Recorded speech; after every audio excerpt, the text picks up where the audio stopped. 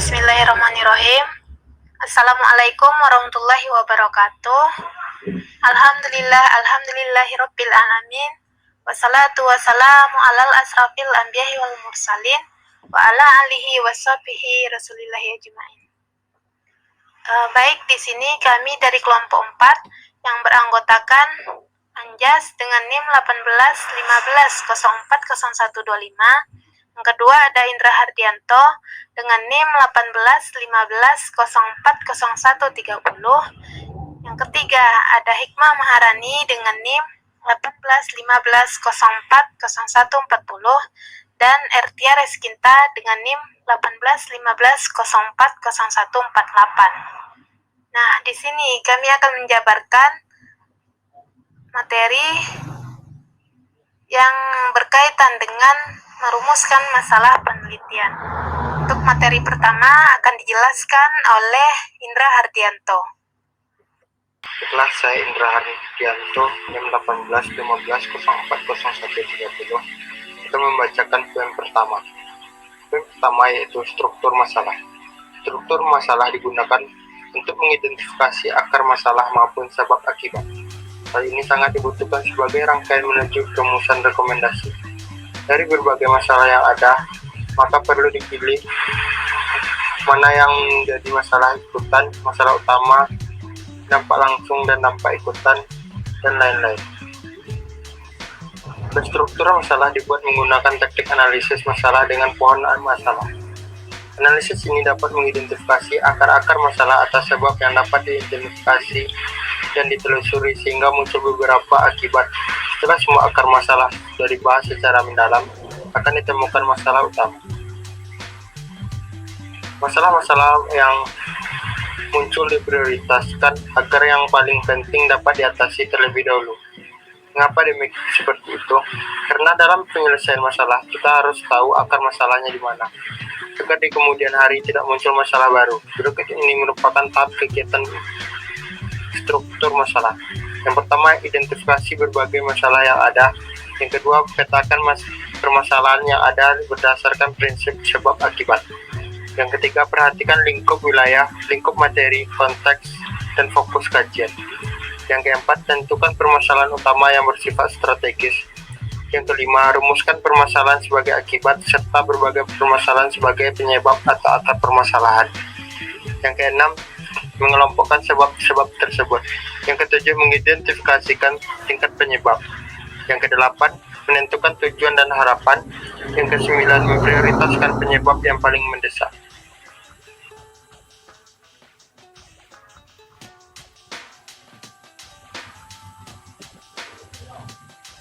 Baik, saya Hikmah Maharani dengan NIM 1815040140. Di sini saya akan menjabarkan materi pada poin B dan juga C. Nah, yang B ini yaitu masalah praktis.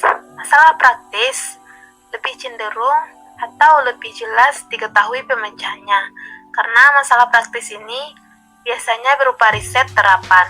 Di samping itu, masalah praktis juga merupakan sesuatu yang melelahkan, karena melibatkan keadaan di dunia nyata yang pastinya memerlukan biaya untuk menyelesaikannya. Jika kita berpikir bahwa menentukan suatu masalah, yakinkan bahwa kita dapat mengidentifikasikannya dan menguraikan situasi dalam dua bagian.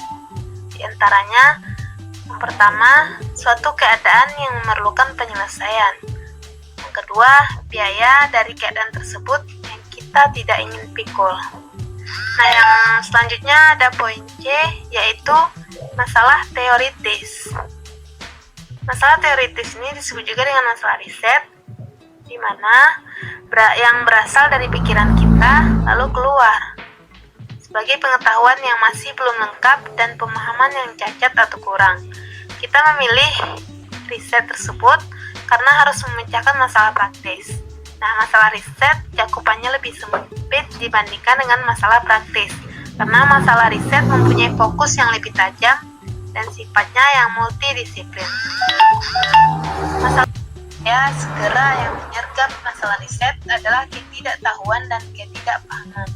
Dan yang lebih penting lagi adalah konsekuensi ketidaktahuan atau ketidakpahaman yang dirumuskan dari keadaan masalah. Gagasan tentang biaya ini dengan mudah dipahami dalam masalah praktis, karena biaya tersebut biasanya secara jelas, seperti kehilangan uang, kesempatan, kegembiraan, reputasi, dan juga yang lainnya. Sedangkan biaya dalam masalah riset adalah ketidaktahuan atau ketidakpahaman. Riset yang berpengalaman harus menunjukkan pada pembaca atau khalayak bahwa ketidaktahuan atau ketidakpahaman tersebut penting untuk diatasi. D. Rumusan masalah. Rumusan masalah merupakan pernyataan maupun pertanyaan singkat yang ingin dicarikan jawabannya dalam penelitian. Proses perumusan masalah penelitian harus diawali dengan melakukan identifikasi masalah itu sendiri dan sesuai dengan topik yang diangkat. Proses identifikasi masalah adalah apabila peneliti mengetahui dan menyadari bahwa telah atau akan terjadi situasi yang diinginkan. Ada beberapa persyaratan dalam menyusun research problem atau rumusan masalah. Yang pertama itu, pertanyaan harus sesuai dengan metode penelitian yang digunakan. Pada penelitian kuantitatif biasanya menggunakan kalimat tanya, apakah, seberapa besar, dan lain-lain yang berorientasi hasil. Sedangkan pada penelitian kualitatif biasanya menggunakan kalimat tanya bagaimana, mengapa, dan lain-lain yang berorientasi pada proses. Yang kedua yaitu, pertanyaan harus layak dan diteliti sebagai upaya untuk mencari jawaban atau solusi fleksibel. Yang ketiga yaitu jawaban bersifat critical incidence, artinya dapat memberi kontribusi bagi pengembangan ilmu atau minimal bagi peneliti. Bisa diukur bersifat konseptual. Ada teori yang dapat dijadikan acuan sehingga dapat diukur dan mudah dilaksanakan. Baik, saya Just 15040125. Saya akan melanjutkan materi selanjutnya untuk poin B, perumusan masalah pada penelitian kualitatif. Dalam penelitian kualitatif terbentuk dari suatu fokus.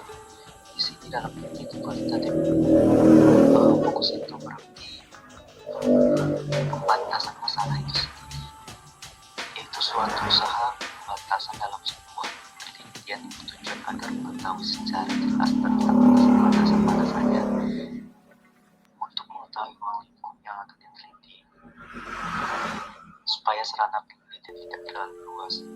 Langkah-langkah perumusan masalah kualitatif yaitu merumuskan masalah penelitian melalui rumus. Yang kedua, faktor yang ada kaitannya dengan fokus. Yang ketiga yaitu faktor-faktor yang terkait, adakan kajian tentang mana masalah yang menarik untuk ditelah.